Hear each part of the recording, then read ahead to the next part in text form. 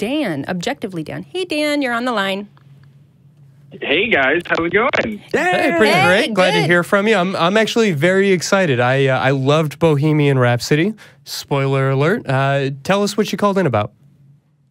Yeah, for sure. So I guess I should introduce myself. I am Objectively Dan. I'm another member of the ACA crew.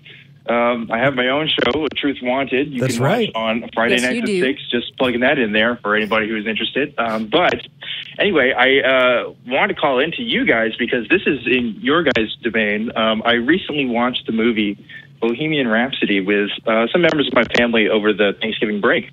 And that was spoiler brave. alert for those who haven't seen. Yeah, I know. Well, we were all big Queen fans growing up. Okay. But you know, spoiler alert to anybody who doesn't know, there's several scenes in that movie of men kissing. Freddie Mercury identified as a bisexual, apparently according to the movie, and they showed that aspect of his life. And to someone like us, who are, you know, running shows like we are, I mean, that's kind of okay. We kind of expect that, and it's not really a big deal. But it's just 5% of theater, life. Yeah. Yeah, in the theater, though, especially with some members of my family, there was like this kind of ew and like and you know, all these kind of comments that were being made and stuff. And it was really interesting to see these kinds of reactions. I thought, well, at first, well, why are you watching this movie about this gay man and expect, I mean, well, not gay, but bisexual. I mean, however he chooses to identify, you know, and expect that, you know, not to happen. I don't understand. I mean, that's a part of his life. But also, I just, it was interesting to see that these were kind of the responses that people had. And I'm wondering, when people have those responses, is that a good time to talk to people about these kinds of maybe feelings of homophobia? Or is that when people are too hot? Is there a way to kind of approach people with those responses? Or like, is that something that it's kind of best to leave alone at the moment and maybe like kind of talk about later? Well, I'll jump in real quick and say, if you talk about it at the moment, and if you're in a theater, you're probably going to get yelled at. Right. So maybe not I don't explicitly mean the in the moment. theater. Yeah, well, there's always that thing when you walk I'm, out to the car. What did you think of the movie? Like that kind of. Yeah, exactly. Yeah. And I'm with my family and stuff, you know, and we're talking about the movie and those kinds of conversations are going on. Do you think like those are good times for people to kind of talk about these issues, or do you think that, you know, there's better times when it's not as fresh on people's minds? I mean, what are your guys' take on that? Because I know you guys have probably experienced something similar with friends before. Yes. And I think for my non-professional opinion is that that is a good time to start that discussion because the discussion has already been started. You don't have to, you know, cold open with, hey, so you guys remember like a week ago when we went to go see that movie and you guys were talking about that? Yeah, I want to bring that back up now.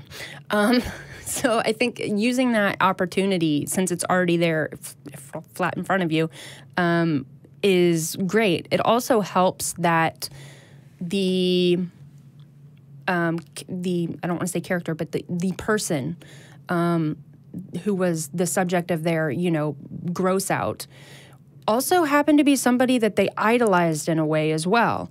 And that is also a way, I think, to help guide the conversation of being like, well, you know, you loved him for all of these things. What the fuck is wrong with this one aspect? And just how, you know, because most people... It's Mike Pence going to see Hamilton and then being offended when the cast and crew are like, hey, we support gay people. And he's like, gay people? In the theater? You know? For shame. Yeah, I never. You know, I got to piggyback on that because absolutely. Anytime that we look at major change, it never comes all at once. Right? It always takes time. You know, when we look at civil rights, it didn't just happen at a protest. It happened at millions of dinner tables over years. It happened, you know, change like that happens when people are confronted with it multiple times. You know, there are people who, you know, say the same thing about religion. Well, when should I find the time to talk to people? And it's like the more exposure that they get, the more times that they get, the number one, the less you need to worry about making that the stand.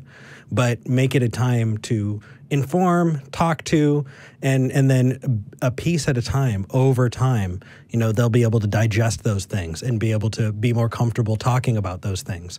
So yeah, anytime you find the time, absolutely.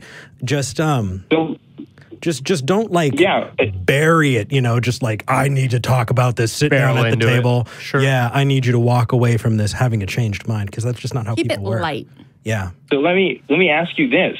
So I had this experience happen to me. These people kind of had this reaction to the movie.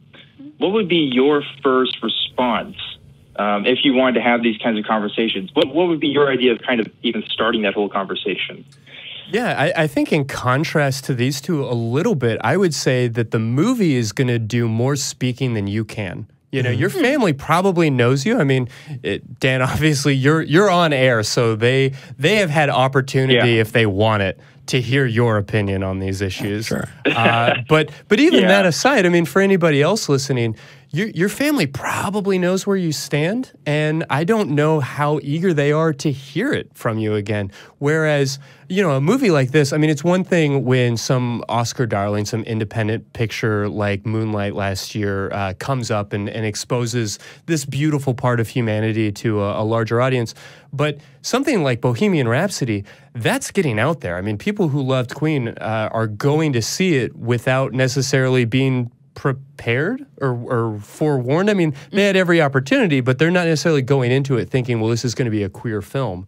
And so I would say that letting the movie speak for itself, letting that be normalized, letting the fact that there's a major studio movie with a top-listed actor who is, in addition to likely getting serious awards consideration, is also making billions of dollars and going overseas and all of this, that is what is going to set the table at all of those dinner tables around the country that's going to change the debate. You getting into an argument is likely not. So I'm not saying that you should brush it under the rug or not talk about it, especially if there's a question. But I don't know how effectively you're going to change a mind by getting in somebody's face, even in a gentle or kind way.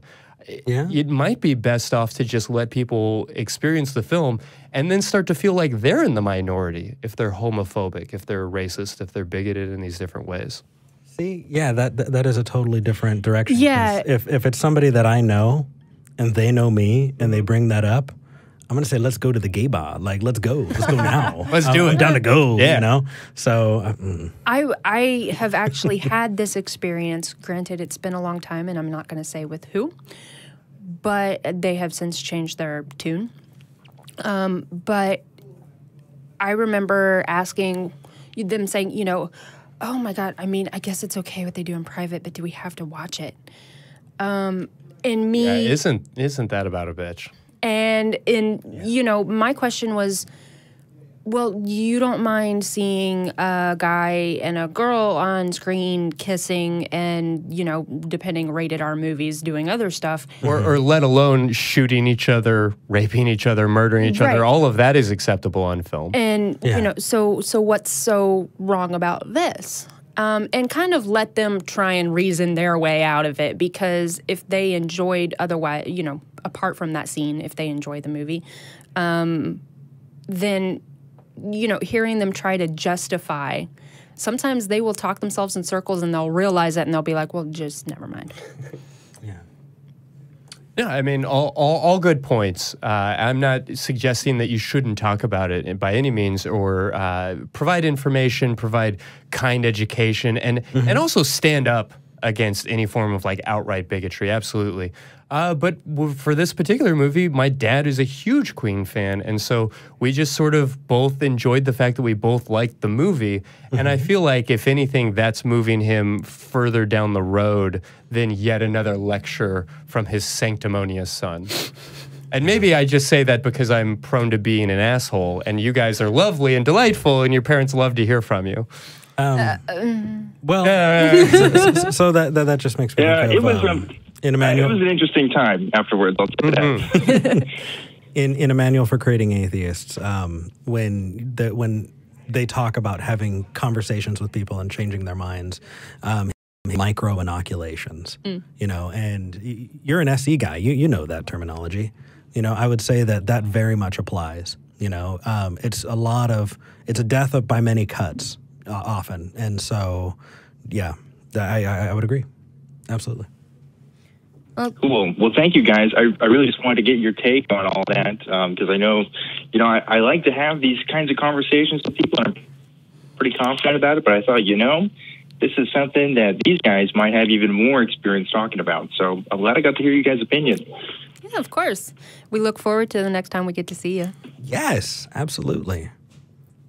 Yeah, for sure. Well, I guess I'll be signing off now, but thanks again, guys. Yeah, appreciate you. We'll see you tomorrow on Truth Wanted. Yeah, for sure. And hey, I wouldn't mind coming on Secular Sexuality sometime. Just putting that out there. We'll see what we can fit in. Sounds like a plan.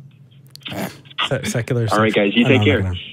Okay, that's low-hanging fruit. I'm not going to make the fitting the single joke. entendre is we need like a buzzer for that on this show. Like every time somebody like the very just lazy entendre. Yeah, it was a lazy joke. All right. That being said, though, I would encourage anybody. It's still in theaters. Rami Malek does an incredible job. Bohemian Rhapsody, good film. Check it out. Bring your family if you dare.